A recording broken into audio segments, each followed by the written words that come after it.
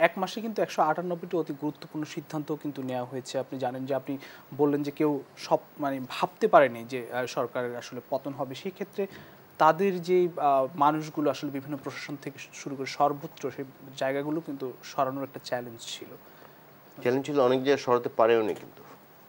ঘুরে ফিরে তাদের লোক। কারণ প্রশাসন, আইন শৃঙ্খলা রক্ষাকারী বাহিনী বিশেষ করে ১৫.৫ বছর গত সব জায়গায় এমন লোক সেট করছিল, ওকে এই সেট আমি বাদ দিলাম, বি সেট নিব, বি সেটও সব আওয়ামী লীগের, বি সেটও বাদ দিলাম ধরুন আমি, সি সেট নিব, সি সেটও সব আওয়ামী লীগের। এবং এটি শুধু আইন শৃঙ্খলা রক্ষাকারী বাহিনী প্রশাসন না, মিডিয়াতেও কিন্তু এই দৃশ্য।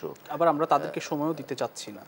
সময় দিতে চাচ্ছি, বাট এটি কিন্তু আমাদের মাথায় রাখতে হবে যে যত দ্রুত ভোটের মাধ্যমে নির্বাচিত সরকার আসবে সেটি দেশের জন্য ভালো। কারণ এখন যারা দায়িত্বে আছেন, আমি তাদেরকে ছোট করছি না, তাদেরকে সরাসরি দেশ পরিচালনার অভিজ্ঞতা কিন্তু তাদের নাই, এটা কিন্তু রাজনীতিবিদদের আছে।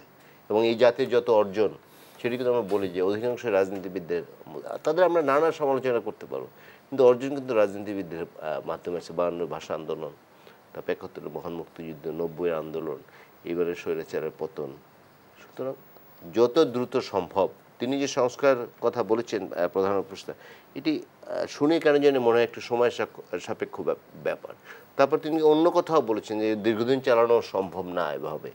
সুতরাং আমি মনে করি সংস্কারের ট্রেন যদি লাইনে ওঠে, পরবর্তী যে নির্বাচিত ট্রেন কি সরকার, লাইনে উঠেছে মনে হচ্ছে এবার? এখনো ওঠেনি, বাট উঠবে বলে আমার মনে হচ্ছে। আমি আশাবাদী হতে চাই, কারণ আমরা এত হতাশ হয়েছি, আমাদের পূর্বসূরি এত হতাশ হয়েছেন, এখন আমরা আশাবাদী হতে চাই। আর সব কিছু কিন্তু শেষ আছে, কখনো না কখনো ভালো সময় আসবে বলেই আমি মনে করি। বাংলাদেশের মানুষ অনেক বঞ্চিত হচ্ছে, অনেক শোষিত হয়েছে।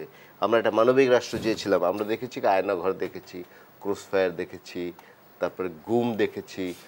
আপনি যে আমার পরিচয়টা দিল, বিশেষ করে প্রেস ক্লাবের সাধারণ সম্পাদক থাকার কারণে অনেক প্রোগ্রাম করতে, যেমন আমি একটু নামই বলি মায়ের ডাক।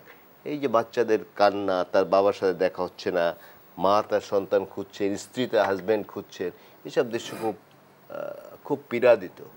কিন্তু এসবের অবসান হোক আমরা চাই, এবং আশাবাদী হতে চাই এখন যে আমাদের রাষ্ট্রটি মানবিক রাষ্ট্র হবে, এসব জিনিস থাকবে বলে আমি মনে করি।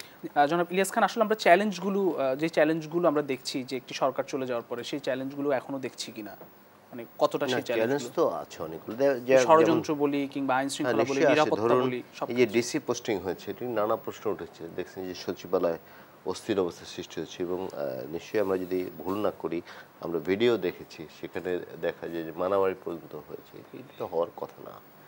যারা বঞ্চিত ছিল তারা পথ পায়নি, যারা নানা সুযোগ সুবিধা নিয়েছে ইতিপূর্বে তারা ডিসি পোস্টিং পেয়েছে।